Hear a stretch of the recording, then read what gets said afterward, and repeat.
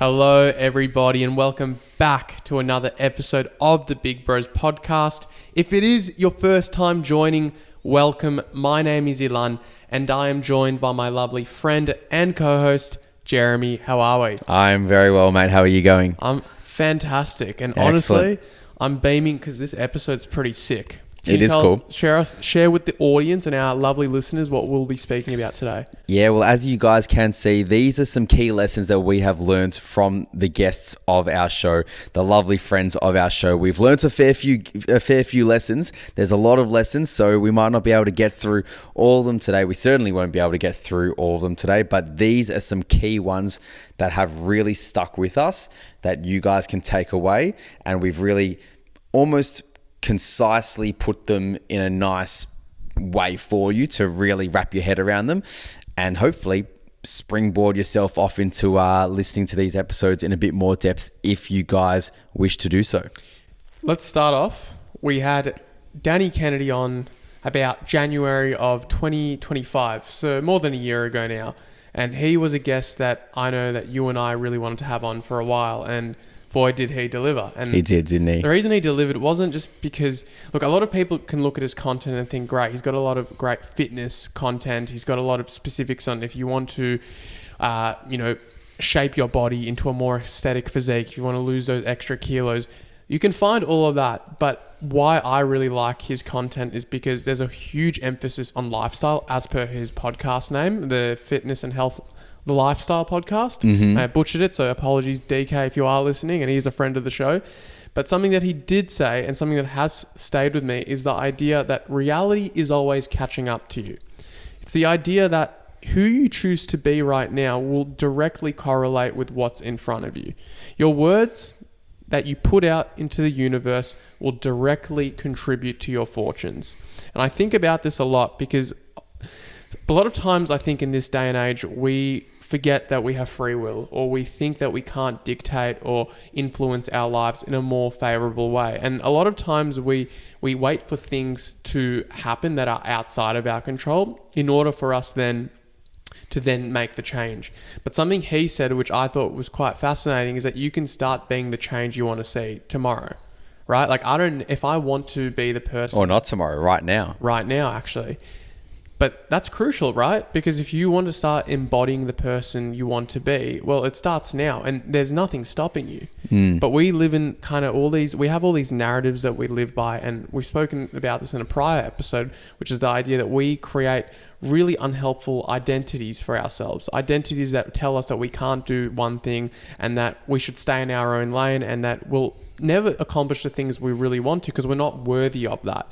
And something that I really took away from him is the idea that, well, you can, but it's up to you. Well, it's all about limiting beliefs, isn't it? And he is the biggest proponent of scrapping those limiting beliefs and saying, no, you can do whatever you want to be. You can be whoever you want to be. You can do whatever you want to do. But he says it in a very realistic and logical way. And this is the idea that really sticks with me. The way in which Danny explains it is, yes, you can embody what you want to become. Yes, your actions craft what eventually becomes your reality. You make your reality. But he also says that if those things don't come to be right now, that just means that you're not ready for it right now in this moment. It doesn't mean that it's not going to happen tomorrow. It doesn't mean that it's not going to happen in 2 months, in 2 years. You will get there one day if you keep embodying that belief, if you keep acting upon that way. If it's not there right now with you in this moment, it doesn't mean that it won't come at all. And that is a really nice mental shift, because it's very good and well to just willy-nilly go out there and say, be whoever you want to be and do whatever you want to do. But it's also comforting to know that, okay, well, I can go and do those things. And if I'm not reaping the rewards and if my manifestations aren't turning into what I want them to be right now, it doesn't mean that it's not going to happen one day. It just means that I'm just not ready for it right now in this moment. And hearing that from DK has been really big for us, and hopefully really big for you guys as well listening. So tune into the episode with DK if you do want to hear more about that. Awesome. All right, we had another guest after him a few weeks later, Kate Bursky. Now, she is actually that episode was probably one of my favorite ones. And I think it's because she spoke to something that our podcast has been attempting to do for a while. She spoke about the idea that those who sell you the notion that your 20s are the best years of your life, that's not necessarily true. The fact of the matter is, in our 20s, we are dealt a lot of arbitrary deadlines. Yes. Buy that home by 26, get married by 28, have kids by 29. And for a lot of people, those deadlines just won't fit into their lifestyle. It won't fit into what they're working towards. And something that I really appreciated about her is that she's someone who realized that in her 20s, struggled, but found a way out of it. And she wrote a book, and we'll plug it. I think the book was called she was the author of 30s Phobia, Why Your 20s Suck, and How to Get Unstuck. And I thought it was really pertinent because she made a really critical point, which is, okay, let's say you do accomplish this arbitrary deadline. Well, what happens if you're actually still unhappy with it? Like, what if you married that person, not because you truly love them, but because you wanted to tick off that milestone, because mum and dad were telling you, when are we going to be grandparents? And now you're in that situation 5-10 years down the line, and you're in an unhappy marriage, an unsatisfying marriage. Perhaps you bought a house that you didn't really want, and there's issues with it, and you're like, maybe I wasn't ready to be a homeowner at that time. And perhaps you wanted to make a shitload of money, so you subjected yourself to being in a career that, whilst is giving you a great paycheck, at the same time, you're hating life. So something that I really appreciated about her, and one of the subtleties of her messaging, is think about the long term, but make it right for you. Don't live life according to other people's expectations and obligations of you. And that's something that I'm trying to continue to embody in my own life. Because look, Jeremy, we've got mates who are in different stages of life. We're all in different stages, aren't we? I mean, like, I've been working 3 years full time. You're just starting working full time. I'm literally 4 weeks in. I'm not even a month into full time work. When they do the whole compare the pair thing, I mean, you know, we're the exact same age here. You're just starting full time work. I'm 3 years in. You did a 7-year uni degree. I did a 4-year uni degree. Like, there is nothing that is linear about being in our 20s. And that's just us. We've got mates who have finished uni and don't know what they want to do. They're still figuring that part of their life out. And you know what? Good for them. Yeah. Because they haven't subjected themselves into a career just for the sake of stability. Now, don't get me wrong.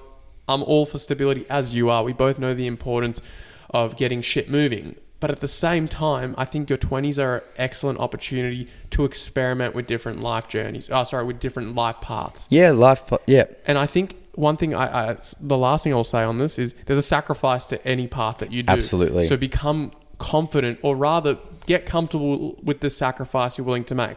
Sacrifice will happen, but you get to choose which sacrifice you're willing to bear. Yeah, it's almost like choosing the regrets, which Chris Williamson speaks about a lot, and we've spoken a lot about on this show, but choosing your regrets, choosing the trade-off that you want to make at any stage in your life, because every decision will come with a trade-off, which is exactly what you're alluding to. And you made a point there about, you know, relationships, for example, feeling the need to be with someone by a certain stage in your life, and have kids by a certain stage, and be married by a certain stage in your life. And it's kind of weird because we're 26 now, and we're in a circle where, you know, people are getting engaged around us now. People that we went to school with are getting engaged, versus people that we also know are nowhere near even being in a relationship, or might not want to be in a relationship yet. And you're really in a state of comparison in your 20s. And I don't necessarily think that is a bad thing in so many aspects. I think comparison can be really good to some extent and in some instances. But yeah, when it comes to like the big milestones, Kate has been huge on saying, you know what, you just got to go with where your life is at right now. You just got to do what is best for you in this moment. You cannot compare milestones. You cannot reach these arbitrary numbers and think that you've ticked things off, because that is not how it works. And you realize that once I think you get into your later 20s almost. I think in the earlier 20s, I was very much set on needing to reach these certain numbers by a certain age. Now that I'm 26, you're 26, I think we're starting to get a bit more of a lease on life in thinking that, you know what, I'm going to focus on what's in front of me right now. I'm going to go with my feelings. I'm going to go with how I feel right now in this moment, and pave the way forward then and there. I think on that as well, I know before we move on to the next learning, something that I think about in this context is you're way more vulnerable to trying to check box those milestones when you're younger. And the reason I think that might be the case is because you haven't actually established who you are. And what happens when you don't know who you are, what you stand for, what your values are, what your purpose is in life, and so forth, you're way more vulnerable towards other people dictating what you should do, right? It's the same reason that maybe mum and dad's advice made more sense 5-10 years ago. But now, it's not that it doesn't make sense, but perhaps it's just not aligned with who you are as a person. And that's just part of growing up. So I think there's an element of it which is, don't subject yourself to ticking these check boxes off if you don't even know who you are yet. And that's my big concern, is because then you see a lot of people who do, they fill the boxes, but ultimately they start resenting the people around them. And ultimately they start resenting themselves. They resent themselves because they were forced and pigeonholed into an area that they didn't really want to get into. Maybe they wanted to travel for a bit after they studied. Maybe they didn't want to go straight into full-time work, or perhaps the other way. Perhaps they shouldn't have listened to all the people telling them, do the gap year and then go study. Maybe they wanted to do things their own way, and they didn't realize that until it's too late. Absolutely. It's a topic that we will continue to talk about on this podcast, because as you guys know, the theme of our show is navigating uncertainties across your 20s, your 30s, and how to combat that. And Kate's episode is a prime example of what that is. So go check out Kate Bursky. I think it might be episode 99 or something. Go check it out. You'll find it in the filter box of our show. But moving on now, we want to plug Hugo Tuvey, two-time cancer survivor, keynote speaker, huge advocate for health prevention in young men, in young women, in just the youth overall. Hugo was an awesome guest on our show. We would love to do an episode with him in person in due course, but the message and the key learning from Hugo's episode was the importance of being health conscious in your 20s, and no matter how young you are, even if you're, in I guess your late teens, being health conscious, we think we're so bulletproof at this age. We think we can just go about every day and be bulletproof and nothing can stop us, and we can go out into the big wide world and we are invincible. And Hugo has been a massive advocate of the importance of, checking in with your health. His big business and organization, 25 Stay Alive, really does promote that. So shout out to 25 Stay Alive. They're doing incredible work with health promotion and prevention and early detection of, cancers and other diseases in your 20s. And that was a really big wake-up call for us as young men, who very much think that we are bulletproof at times in the health space. So yeah, it was a really big wake-up call. And hearing his episode was just, it was really from the heart.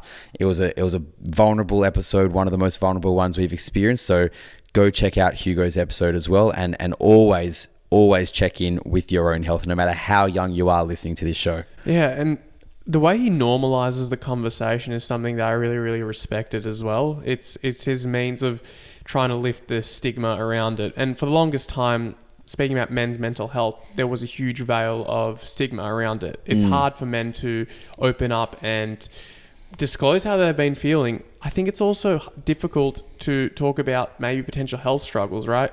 And that doesn't always have to look like something's wrong with you. It could be as simple as saying like, oh, I'm concerned about this mole on my body. I might go get a skin check. Yeah. That can be a confronting thing, especially in a country like Australia, where we know that skin cancer rates are generally higher than other populations. That being said, though, the way he encourages young men not to be afraid of actually taking that leap of faith, of normalizing the conversation, because unfortunately, we are mortals. We will die one day. And as dark as that sounds, there is also a responsibility for us to at least maximize the quality of our life as best as we can, not just for us, but for the people around us.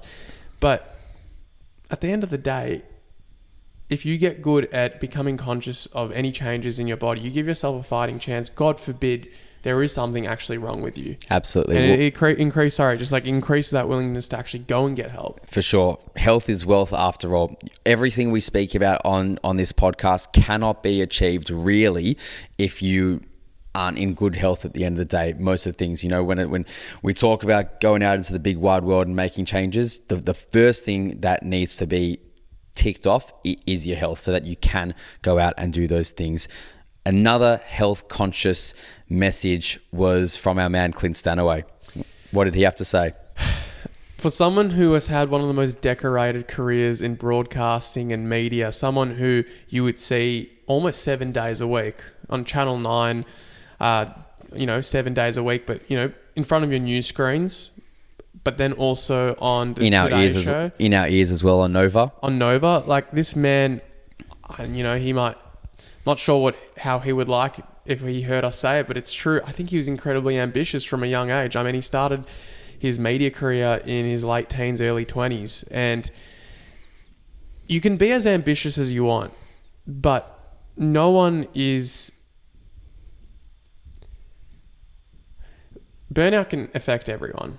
It doesn't matter how ambitious you might be. It doesn't matter how strong your work ethic is. It can catch up with you. And it can be quite scary, especially if work is part of your identity. And I think Clint touched on that, how work and broadcasting and being in that space became so entrenched in who he was. And when something like burnout creeps in on you, and it had some, from what he described, some really debilitating impacts on not just his physical health, but his mental health, it's scary because then you have to start reconsidering all the things in your life. Yeah. And something he did speak about, and we'll touch on it briefly, is the idea of balance. It's like, at what point do you start pursuing balance? And the way I think about it is that balance isn't something that should be a luxury in your life. It should be something that you consciously, in some way, intertwine, because otherwise your health will pay for it in some capacity. Yeah, exactly. It's a key message of just being a yes man all the time sometimes can have a detrimental effect as well. We very much always promote being a yes man, saying yes to opportunities, not backing down because you don't know what can come your way from saying yes to opportunities. And Clint said that for himself on the show, always willing to say yes to whatever came his way.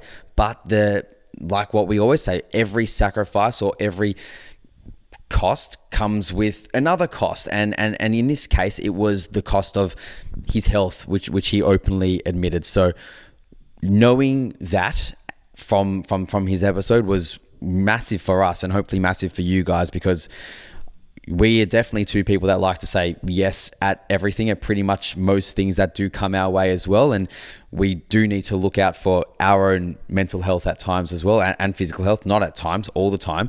And Clint's episode was a key reminder of that you can't just say yes to everything in life. You need to ultimately put yourself first and recognize when you need to take a back seat and prioritize what are the most meaningful things for you in your life. Because unfortunately, sometimes the things that are given away are things like your family time, your relationship time, because you're so fixated on pursuing career and pursuing big opportunities. But as Clint said, the family time and the time around his mates were the things that he did crave the most.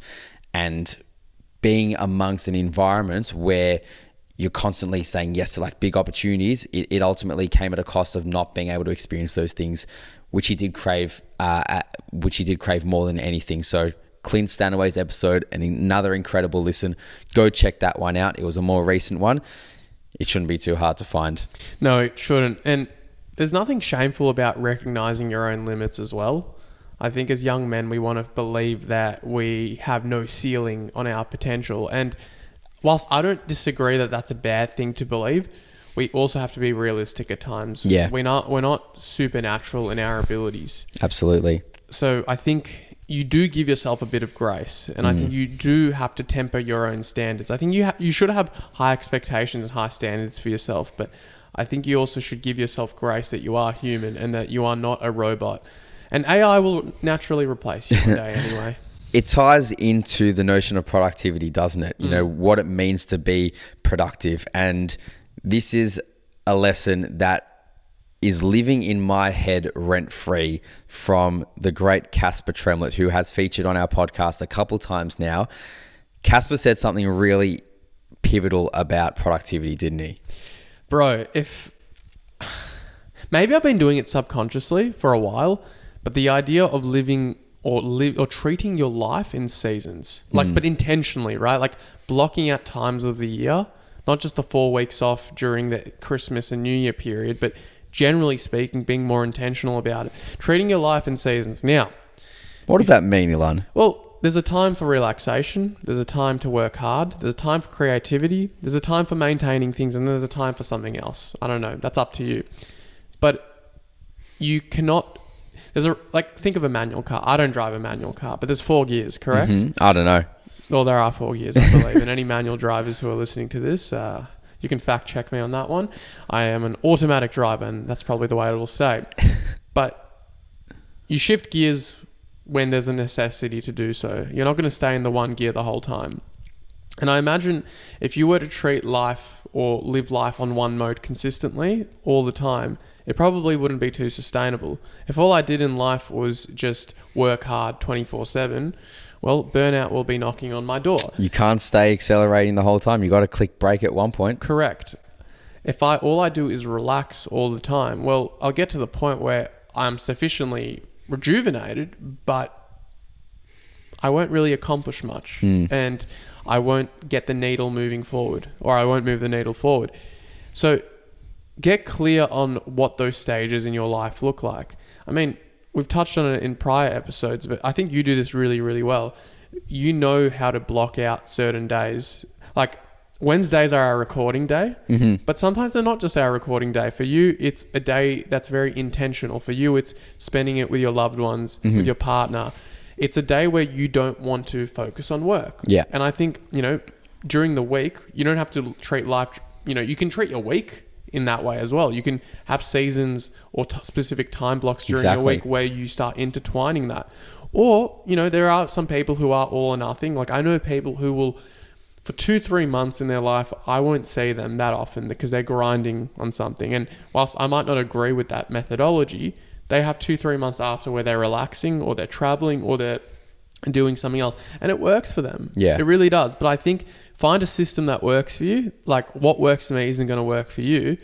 But ultimately understanding that you can't be in one mode forever, that's, I think, the key. I really believe that's the key. It is, and it's always prevalent because we always hear the notion of locking in constantly on our Instagram pages, how you need to lock in, but Casper was big on that whole notion of locking in, that, lock in for a season, and that season can be a specific period of time. It can be a couple months, it can be a couple weeks, and then have another season where you're doing something else and you're maybe a little bit more creative, a little bit more reflective. So choosing when to lock in is important, because otherwise you will experience burnout, like what we've spoken about already.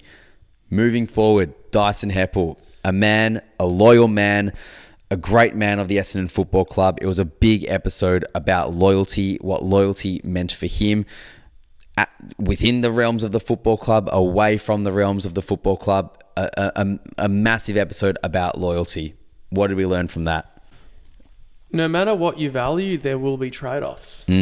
And for someone like Dyson, who was an Essendon Football Club champion, part of that sacrifice potentially was not seeing a premiership or seeing final success. But and this is something for him to answer, I suppose, but he gained a lot of respect. He got a lot of respect from his faithful because he decided not to leave when he could have. A player of that caliber would have had many offers to jump ship, but he decided not to. And I remember, even talking about it now, I remember when we were reflecting on the idea of loyalty, he just had this wry smile about him. He just said, nah, for me, I'm a loyal man. And that's how I've always been. Yeah, it was a non-negotiable. It's a non-negotiable. And the reason I respect that is because I think a lot of people claim they have values that they aim to embody. But as soon as they realize there are certain trade-offs to holding that value, they jump ship. Yeah. And they're like, oh, well, to be fair, I probably never valued it, which is true. But I think in figuring out what you want to value, you have to be more clear on what that value comes with. And when I say that, what I mean by that is, what does that actually mean? What is the sacrifice of that? Let's use a relationship context. I think loyalty in a relationship is crucial, right? But do you want to be loyal to someone who treats you like shit, who cheats on you, who disrespects you, who makes your quality of life crap? I think you can value loyalty in that context, but you also can value other things like respect, love, a heap of other things, dignity, right? Yeah. So I don't think there's anything wrong with living and dying by your values, but understand what consequences are associated with that value too. Well, he said loyalty can change as well, which was why it was an episode that really made us think differently about loyalty, because yes, he was by virtue really loyal to the club that he played for, but he was also very passionate in the way he spoke about loyalty, in the sense that loyalty can change based on what you do experience day to day. So yes, you might be a 10-year player for a club, but something can happen internally where someone might turn on you, and you need to be almost loyal to yourself there in that moment to then make a change for yourself moving forward. Like that example, relationship example. like that example you give about relationships. You could be with someone for 10 years, you could be really loyal to them, and then God forbid they might go cheat on you, and then you are forced to make a decision for yourself as to whether you, I guess, stay or whether you leave. And leaving would be sticking to that loyalty, because you'd be loyal to yourself. You'd be holding that value of loyalty so true to yourself that you would be loyal to yourself in that moment and choose to leave. And the same goes for a football club. The same goes for a workplace. The same goes for a friendship. So yes, loyalty can, I guess, can shift in the sense of you don't need to always stick by that one thing or that one person consistently, because you need to ultimately prioritize the loyalty to yourself before prioritizing loyalty to other people. Totally agree. I think let's do one more, and I think we'll have to do a part 2 for this at some point. There's too many to get through. But I do want to touch on this man, and that's Professor Charlie Teo. Now, he probably doesn't need much of a description. A lot of people do know him as one of the more controversial neurosurgeons in the global sphere.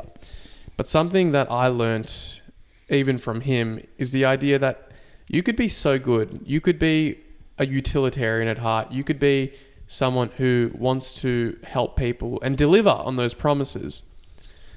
But if you are shown to outshine other people in your industry who potentially have an ego, they will come after you. And they will come after you really hard. They will damage your, at least attempt to damage your character. They will see how they can use the system against you. They will limit your practice. And for me, it really just shows that the prevalence of tall poppy syndrome, or whether it's having one's ego bruised, how prevalent that can be, even in the medical world. I think that's a really important one. It's not as happy-dappy as maybe the other concepts we've spoken about, but I do think it's important, because you could say he's a polarizing man in a lot of ways. A lot of people in the public love him. A lot of the commentary we received was positive, saying that, you know, there was no one comment. There was a similar theme to a comment. He saved someone I know, their life, their child's life, their cousin's life, so forth.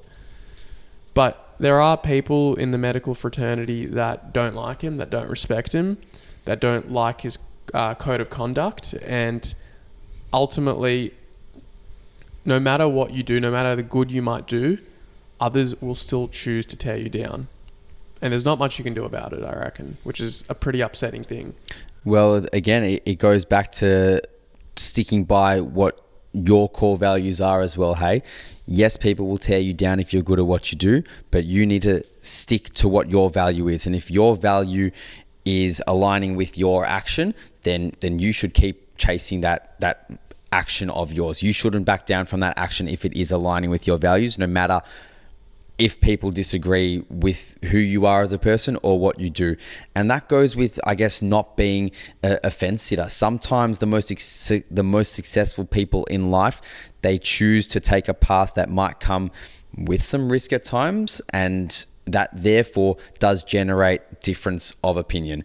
And those opinions can be good, those opinions can be not so good, but that just comes with choosing a path that is maybe sometimes against the grain.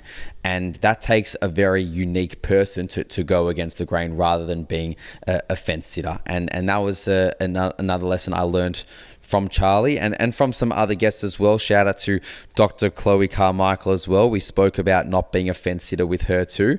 And, you know, really sticking by what you believe in and what you value, and choosing to speak freely about that too. Same goes for Jared Healy, as a quick mention as well. Not being a fence sitter and not pigeonholing yourself into sticking within the realms of what you know. Being, I guess, courageous to talk about things that are maybe outside of what is traditionally your lane for the greater good, because you believe there is a greater purpose to publicize and to speak about these things that you do believe in. Yeah, I think I have a lot of admiration for people who don't always take the most expedient path. Yeah. I have so much more respect for them than I do for people who obviously want to stay out of the limelight for obvious reasons, but more so are doing it because they just don't give a shit. And something I really respected about Jared in that episode is that he didn't have to do what he did, but he chose to do it. And he was so passionate about it. And again, this man's going to get paid regardless by his employers. He could have easily not said anything, but he realized that silence wasn't an option for him. And he's someone clearly with a moral conscience that told him that his moral conscience told him that I can't live with myself unless I at least speak up. And that's exactly what he did. And I think that's why he's gained so much support from the Jewish community, from us, and from a lot of his followers. I think silence can be the easier option, but it doesn't necessarily mean it's the option you should take. And Absolutely. that goes for anything in life. Absolutely. On that note, guys, thank you for joining us for this episode. And if you do want to check out these episodes further, they are all linked in our show notes below. We will tag direct links to them as well, so you can go and check them out. If you want a part 2 of this, we can happily do one as well. There are so many lessons learned from our incredible guests so far, and we've got so many more to come as well. On that note, happy Tuesday and have a good week. Ciao.